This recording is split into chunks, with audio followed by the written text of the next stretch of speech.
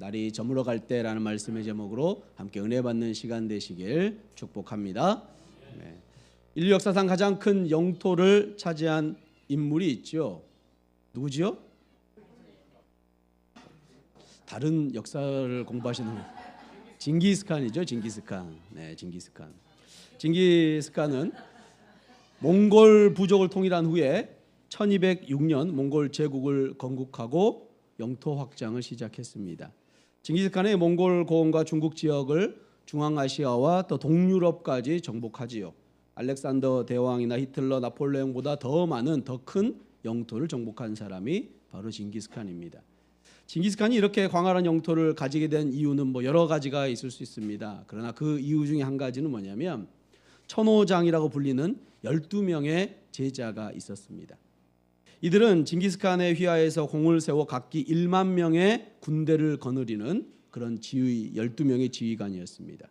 몽골 제국은 조직이 간결하고 엄격한 엄청난 충성심의 제자들을 통해서 그렇게 영토 확장을 할 수 있었던 것이죠.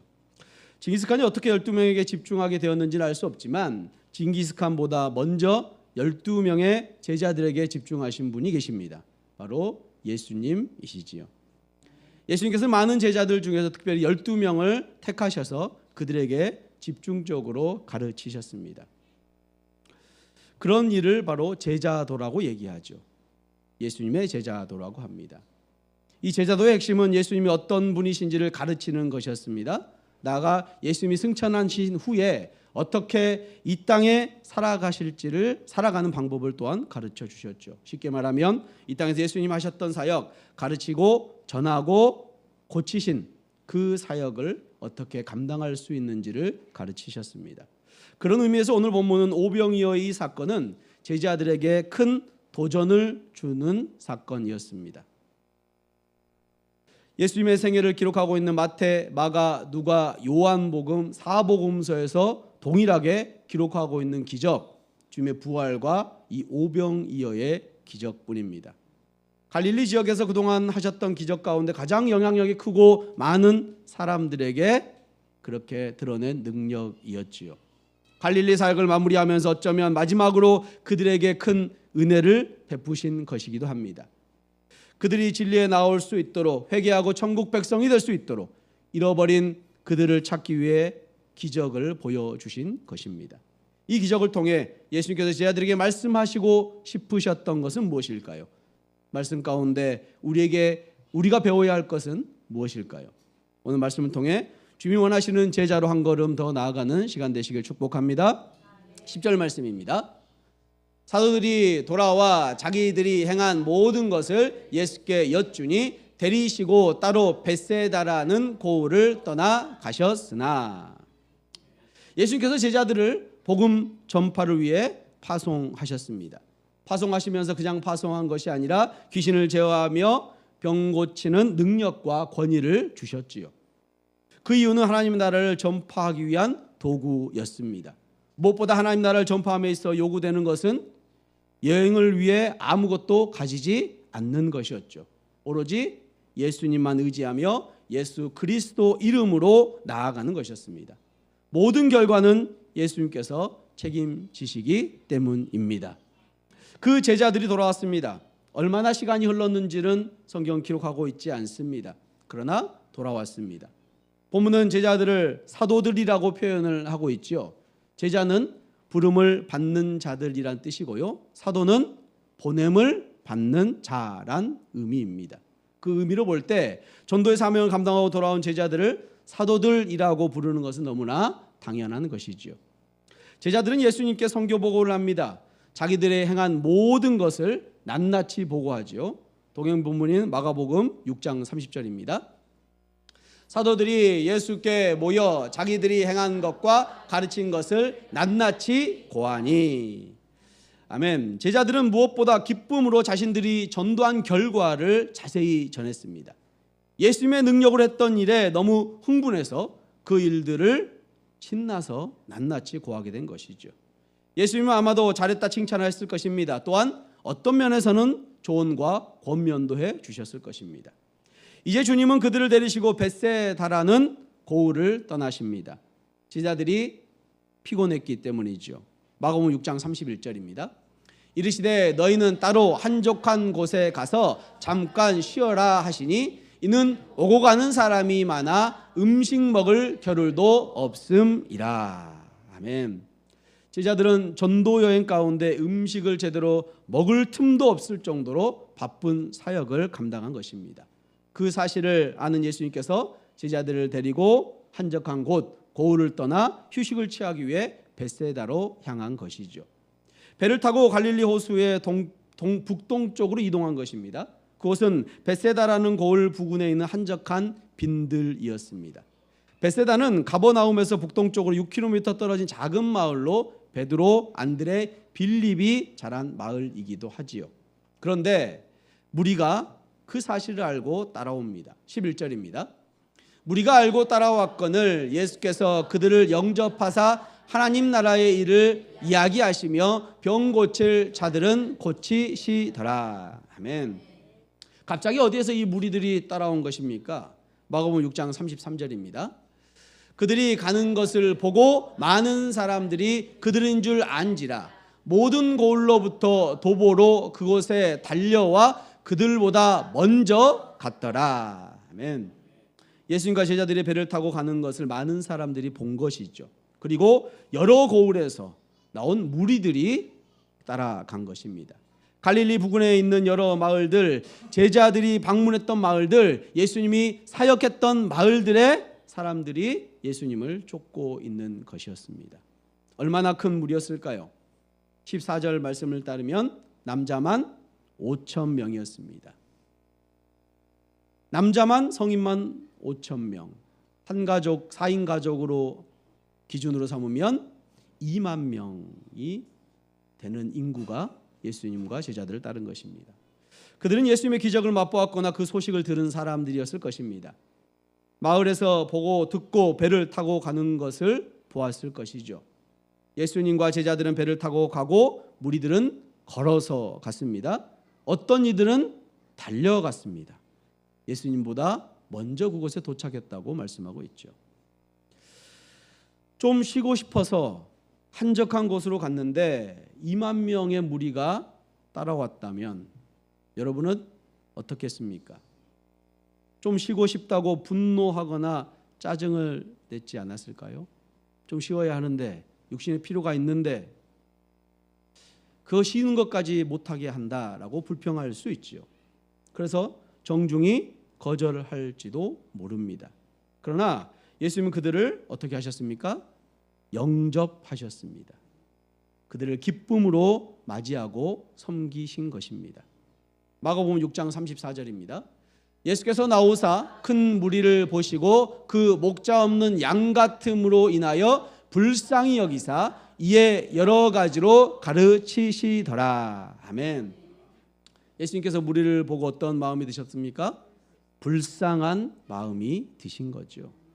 그들의 영적 필요를 절감하시고 자기 일처럼 딱하게 여기신 것입니다.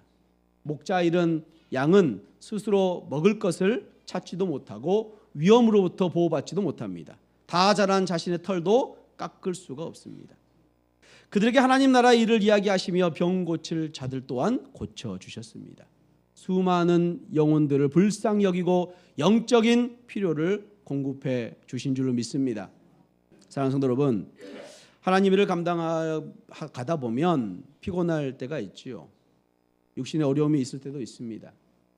세상에서 이리 치이고 저리 치이고 지친 하루하루 일상 가운데 위로받기 위해 주님 앞에 찾아왔는데 여러 가지 사역 때문에 위로와 쉼이 아닌 육신의 피로와 영적 침체로 인해 지칠 때가 있습니다. 그럴 때 우리는 쉼이 필요합니다. 육신을 가진 우리이기에 더욱 쉼이 필요하지요. 그러기에 우리의 몸과 컨디션을 잘 조절할 필요가 있습니다. 그럼에도 불구하고 예수님께서는 더 가치 있게 여기시는 일을 행하셨습니다. 지친 몸과 육체 가운데 힘이 필요했음에도 따르는 무리들을 영접하셨습니다. 할렐루야. 예수님께서 그런데 왜 그렇게 하신 것일까요? 그것도 5천 명이 아닌 5천 명 넘는 2만 명이나 되는 사람들을 말이죠. 이전보다 더 많은 사람들입니다. 예수님 또한 피곤하고 지쳤을 텐데요. 예수께서 그들을 영접하신 이유는 인기몰이를 하기 위함이 아니었습니다. 오직 한 가지, 그들을 불쌍히 여기셨기 때문입니다. 목자 없는 양 같음을 보시고 불쌍히 여기신 것입니다. 영혼에 대한 사랑하심으로 지친 몸을 일으키신 것이지요. 예수님의 제자로 우리의 모습 어떻습니까? 어떻게 사명을 감당하고 계십니까? 기쁨으로 충만하십니까? 성경을 가진 우리의 모습으로는 언제나 100% 기쁨으로 감당할 수 없지요. 그래서 때로는 몸을 움직이기조차 싫고 쉬고 싶을 때가 있습니다. 쉼이 필요합니다. 쉬어야 합니다. 그럼에도 불구하고 돌아봐야 합니다. 나를 이 자리에 서게 하신 하나님의 사랑을 돌아봐야 합니다. 그리고 나에게 맡겨진 영혼들을 돌아봐야 합니다. 나를 통해 하나님의 사랑을 전해야 할 불쌍한 영혼들을 돌아봐야 합니다. 그러기 위해 예수님의 제자로서 우리는 우리의 삶을 잘 조절해야 합니다. 우리는 그리스도인으로 세상의 가치를 따르지 않고 하나님 나라의 가치를 따르는 사람들이기 때문이죠. 일주일의 삶은 주님의 나를 위해 있는 것이지 이 주일이 우리의 일주일의 삶을 위해 있는 것이 아닙니다. 물론 그리스도인으로 최선을 다해야 하는 것은 맞습니다. 하지만 그로 인해 지쳐서 주님 주신 사명을 감당하지 못한다면 그 또한 더 큰 문제입니다. 그러기에 우리는 끊임없이 기도해야 되지요. 우리의 삶 가운데 우리의 육신의 컨디션을 잘 조절하면서 하나님의 일을 감당하게 하여 주시길 기도해야 됩니다. 하나님의 사랑으로 충만케 채워주시길 기도해야 됩니다. 쉼과 함께 주님의 일을 잘 감당하시길 축복합니다. 그러던 중 날이 저물었습니다. 12절입니다. 날이 저물어 가매 12 사도가 나와 여짜오되 무리를 보내어 두루 마을과 촌으로 가서 유하며 먹을 것을 얻게 하소서. 우리가 있는 여기는 빈들이니이다. 아멘. 때가 어느 때입니까? 날이 저물어 갈 때이지요. 유대인의 하루의 개념은 우리의 하루 개념과 조금 다릅니다. 유대인들의 하루의 시작은 날이 해가 저물어 갈 때, 해가 저문부터 다음 날 해가 저물 때까지가 하루를 시작하는 것입니다. 새날이 시작되었을 때였습니다. 새날이 시작했음에도 새로운 문제가 생긴 것이죠. 그때 12 사도가 예수님께 나와 이렇게 말합니다. 무리를 보내어 두루 마을과 촌으로 가서 유하여 먹을 것을 얻게 하소서. 우리가 있는 여기는 빈들이니이다. 이렇게 말하는 이유가 무엇입니까? 첫째는 그들이 너무 굶주렸기 때문이지요. 예수님과 제자들은 배를 타고 왔지만 이들은 걸어서 뛰어서 예수님을 찾아왔습니다. 그들은 여전히 굶주려 있습니다. 영적인 필요를 공급했지만 이제는 육적인 필요가 필요했던 것이죠. 그런데 제자들에겐 돈이 없었습니다. 주님이 빌립에게 어떻게 해야 할까 하고 물으셨습니다. 빌립은 마가복음 6장 38절에서 각 사람에게 조금씩 받아도 200데나리온이나 되는 떡이 부족합니다 라고 계산했습니다. 이것은 8개월치 임금과 급여와 같은 금액입니다. 제자들에게 이런 돈이 있을 리가 없지요. 또한 빈들은 이런 음식을 구할 수도 없는 광야와 같은 곳입니다. 우리 힘으로 안 되고 소망이 없으니 그들이 알아서 먹게끔 마을로 보내라는 것입니다. 제자들은 자신들의 생각에 최선의 방법으로 그들을 마을에 보낼 것을 예수님께 요청한 것입니다. 예수께서 이에 대한 대답을 하십니다. 13절입니다. 예수께서 이르시되 너희가 먹을 것을 주라 하시니 여짜오되 우리에게 떡 5개와 물고기 2마리밖에 없으니 이 모든 사람을 위하여 먹을 것을 사지 아니하고서는 할 수 없사옵나이다 하니. 아멘. 너희가 가서 먹을 것을 주라고 예수님께서 말씀하십니다. 그 이야기를 들은 제자들 이상하게 생각했습니다. 당황했습니다. 그도 그럴 것이 제자들에겐 그럴 만한 능력이 없었기 때문이죠. 돈도 없고 할 수 있는 능력이 없었습니다. 그들이 가지고 있는 것은 무엇이었습니까? 어린아이의 도시락 떡 5개와 물고기 2마리밖에 없었죠. 이 사실을 예수님 모르셨을까요? 예수님도 분명히 알고 계셨습니다. 그럼에도 불구하고 왜 예수님께서는 제자들에게 너희들이 먹여라, 너희들이 주라라고 명령한 것일까요? 요한복음 6장 6절입니다. 이렇게 말씀하심은 친히 어떻게 하실지를 아시고 빌립을 시험하고자 하심이라. 아멘. 예수님께서는 제자들의 믿음을 테스트하기 위해서 이런 질문을 하신 것이죠. 제자들은 바로 앞장 8장에서 예수님이 어떤 분이신지에 대해서 알았습니다. 자연을 다스리시는 예수님. 8장 22에서 25절 제자들이 폭풍을 잠잠하게 하시는 예수님을 만났습니다. 영적 존재 또한 순종케 하시는 예수님. 26절에서 39절은 제자들이 마귀가 추출되는 그 광경을 목격했지 않습니까? 또한 생명의 주인 되신 예수님을 보았습니다. 40절에서 56절에서는 제자들이 불치병을 치유되고 죽은 자를 살리는 놀라운 역사를 목도했습니다. 제자들은 이미 이러한 예수님이 하나님이라는 사실을 알았지요. 그래서 예수님께서 제자들에게 기대하시면서 물으신 것입니다. 너희가 먹을 것을 주라. 장정만 5,000명, 또 2만 명이 넘는 그 사람들에게 먹이라는 명령 가운데 제자들의 반응을 보고 계신 것입니다. 주님께서 먹이실 수 있나이다. 주께서 하나님의 아들이십니다.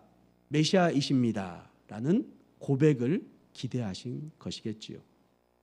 그러나 제자들은 예수님의 능력을 목도했음에도 믿음으로 반응하지 못했습니다. 그들 중 어느 한 명도 그런 믿음의 고백을 보이지 못했습니다. 주님이 계시니 주님께서 무리의 필요를 공급하실 수 있습니다라고 생각한 사람이 단 한 사람도 없었다는 것이죠. 예수님이 이와 같은 기적을 보여준 적이 없으셨기 때문이기도 했습니다.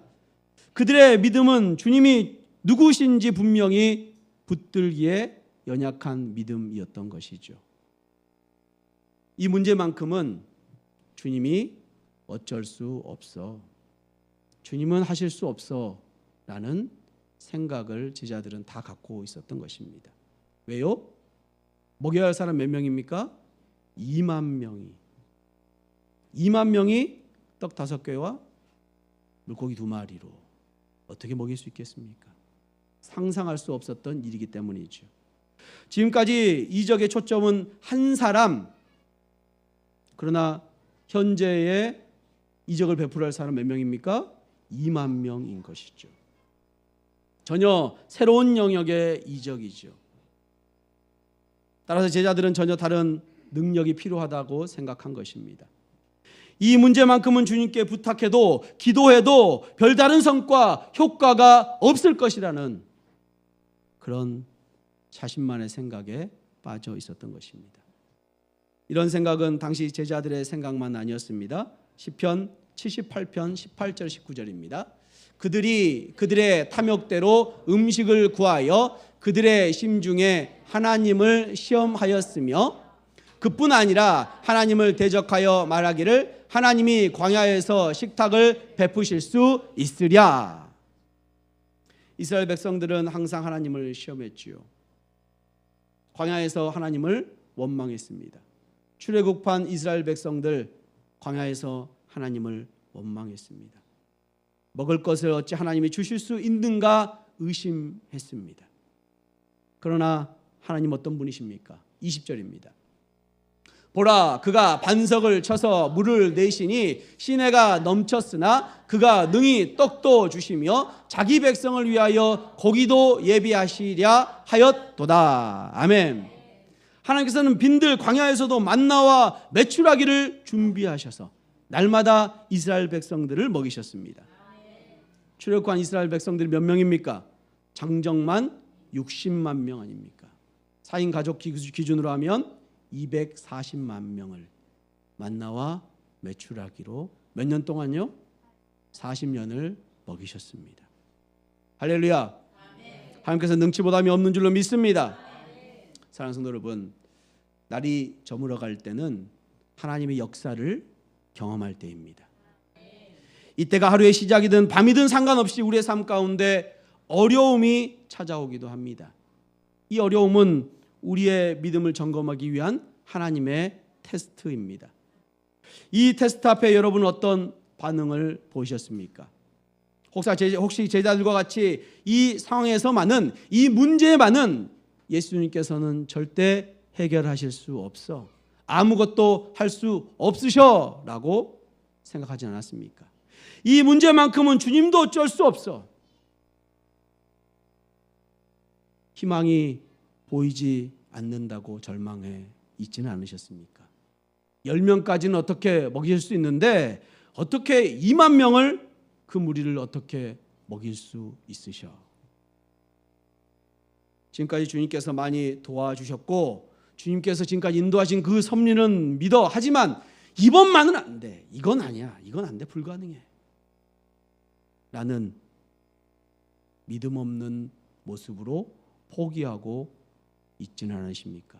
그런 적이 있지는 않으십니까? 하나님은 살아계십니다. 믿지 않는 자녀들, 어려운 부부관계, 꼬여진 직장 동료 관계, 만성적인 우울증, 계속 올라오는 죄의 문제, 주님께서는 반드시 해결할 줄로 믿습니다. 이런 문제들 하나님께 어려운 문제가 아닙니다. 우리 아들, 딸의 의지, 고집, 우리는 꺾을 수 없지만 하나님께서는 꺾으신 줄로 믿습니다. 그래서 우리 편에서 한계를 정해놓고 아예 기도 부탁도 하지 않고 있지는 않으십니까? 우리가 알아야 할 것은 예수님께서 모든 것이 가능하시다는 사실입니다. 새로운 환경이 되어도 우리 편에서 단정하거나 한계를 지어서는 안 됩니다. 모든 문제를 주님께만 가져가면 반드시 해결해 주실 줄을 믿습니다. 무에서 유를 창조하신 주님께서 반드시 해답을 주실 줄을 믿습니다. 주님께는 모든 것이 가능하신 주님께서 주님께 나가기만 하면 모든 문제는 해결될 줄로 믿습니다. 그 축복을 경험하시길 축복합니다. 믿음 없는 제자들의 반응 가운데 예수님께서 일하시기 시작하십니다. 14절입니다. 이는 남자가 한 5,000명 되밀어라 제자들에게 이르시되 때를 지어 한 50명씩 아치라 하시니, 예수님께서 5,000명이나 되는 그 사람, 2만 명의 그 사람들 가운데 50명씩 때를 지어 앉으라고 하십니다. 15, 16절입니다. 제자들이 이렇게 하여 다 앉힌 후에 예수께서 떡 5개와 물고기 2마리를 가지사 하늘을 우러러 축사하시고 떼어 제자들에게 주어 무리에게 나누어 주게 하시니. 아멘. 예수님은 어린아이의 작은 음식 떡 5개와 물고기 2마리를 들고 하늘을 우러러 하나님께 감사의 기도를 드렸습니다. 음식에 어떤 주문을 걸고 계신 것이 아닙니다. 일반적인 감사의 기도를 드리신 것이지요. 그리고 떼어 제자들에게 주어 무리 앞에 놓게 하십니다. 마치 예수님의 마지막 만찬에서 제자들에게 떡을 떼어 주셨던 것처럼 예수님은 떡을 떼어 제자들에게 주셨고 제자들은 그 음식을 무리에게 전달했습니다. 계속해서 예수님의 손에서 음식이 만들어졌습니다. 예수님은 아무것도 없는 것에서 새로운 것을 창조하고 계신 줄로 믿습니다. 성경에서 이와 유사한 기적들을 살펴볼 수 있죠. 열왕기하 4장 42절 44절입니다. 한 사람이 바알 살리사에서부터 와서 처음 만든 떡 곧 버리떡 20개와 또 자루에 담은 채소를 하나님의 사람에게 드린지라. 그가 이르되 무리에게 주어 먹게 하라. 그 사환이 이르되 내가 어찌 이것을 100명에게 주겠나이까 하나 엘리사는 또 이르되 무리에게 주어 먹게 하라. 여호와의 말씀이 그들이 먹고 남으리라 하셨느니라. 그가 그들 앞에 주었더니 여호와께서 말씀하신 대로 먹고 남았더라. 아멘. 엘리사가 길갈에서 흉년이 들어 먹을 것이 없어 제자들이 힘들어하고 있을 그때였습니다. 한 사람이 와서 보리떡 20개와 자루에 담은 채소를 주지요. 엘리사가 사환에게 이것을 무리에게 주어 먹게 하라고 했습니다. 사환이 내가 어찌 이것을 100명에게 주겠습니까? 라고 물었습니다. 여호와의 말씀이 그들이 먹고 남으리라고 엘리사가 대답을 하지요. 결과는 어떻습니까? 여호와 하나님의 말씀대로 먹고 남은 줄로 믿습니다. 제자들과 수많은 사람들이 보고 있는 예수 그리스도는 모세가 경험한 하나님, 엘리사가 경험한 하나님, 바로 그 하나님인 줄로 믿습니다. 내가 그들을 배불리 먹이겠다고 계획하신 대로 이루어내시는 하나님이신 줄로 믿습니다. 수많은 이들을 배불리 먹이시고 남은 음식을 만드시는 창조주 하나님이신 줄 믿으시기 바랍니다. 17절입니다.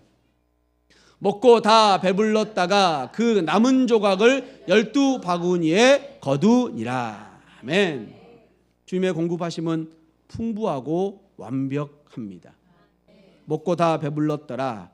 오병이어의 기적을 부정하는 사람은 그 음식을 아주 조금씩 나누어 먹었을 것이라고 주장하지요. 그러나 2만 명이 떡 5개와 물고기 2마리를 어떻게 조금씩 콩 한 쪽으로도 떼도 안 될 것 같은데요. 주님은 그들을 완전히 만족시킬 만큼 풍족하게 공급하신 줄로 믿습니다. 그리고 얼마나 남았습니까? 12바구니가 남았습니다.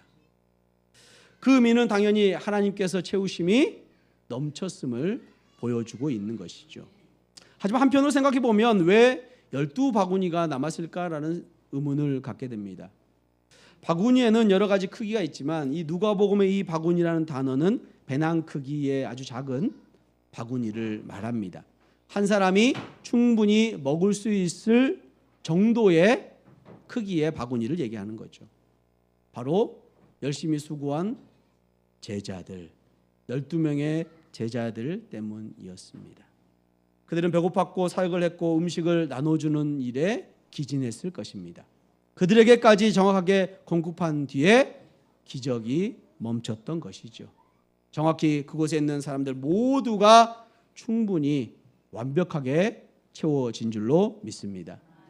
사랑하는 성도 여러분, 날이 저물어 갈 때, 그때는 하나님을 경험할 때입니다. 하나님이 일하실 때입니다. 우리의 필요를 채워주시는 하나님을 목도할 때인 줄로 믿습니다. 하나님은 그런 분이십니다. 제자들의 필요를 공급하시는 분이십니다. 수많은 무리의 필요를 공급하시는 하나님이신 줄 믿습니다. 그들의 영적인 필요와 육적인 질병을 고쳐주실 뿐만 아니라 그들의 일용할 양식도 충분히 공급하셨던 창조주 하나님이신 줄로 믿습니다. 많은 무리들이 이것을 경험하면서 알았을까요? 그 사실을 알았을까요? 그 하나님을 알았을까요? 안타깝게도 그렇지 않았죠. 예수님이 누구신지를 제대로 알지 못했던 것입니다. 성도 여러분, 우리의 모습은 제자들의 모습과 너무나 많이 닮았습니다. 날이 저물어 갈 때를 지나고 있을 때가 많지요. 문제를 직면해 좌절하고 있을 때가 너무 많지요. 그리고 무엇보다 인간의 생각으로 접근할 때가 너무나 많습니다. 저는 아무것도 없습니다. 직장에서 어려움이 있습니다. 결혼하기 힘듭니다. 가정에 문제가 있습니다. 자녀를 키우는데 어려움이 있습니다. 우리는 공급되지 않는 것들에 근심하고 염려하고 걱정을 합니다. 그러나 우리가 믿고 있는 예수님, 오병이어의 이적을 행하시는 분이시라면 우리의 부족함 충분히 채워줄 줄로 믿습니다. 어쩌면 예수님은 제자들에게 질문하셨던 것처럼 우리의 어려움 가운데 우리에게 질문하고 계시는지도 모릅니다. 우리에게 테스트하고 계시는 것이죠. 우리에게 모든 것을 공급할 계획을 가지고 계시면서 결혼 어떻게 할 거니? 직장 어떻게 할 거니? 라고 묻고 계시는지 모릅니다. 우리가 주님이 계시지 않습니까? 주님이 공급하실 줄 믿습니다. 주님이면 충분합니다. 저는 주님의 나라와 의만 구하면 됩니다. 주님이 하실 것입니다. 라는 고백을 기대하고 계시는 것이죠. 주님께서는 그런 능력이 있으신 분이시니까요. 지금 이 상황이 어떻든 간에 주님을 믿습니다 하는 그런 고백 말입니다. 우리 모두가 이런 고백을 하는 자로 어떤 상황에서도 주님을 신뢰하는 자들 되시길 축복합니다.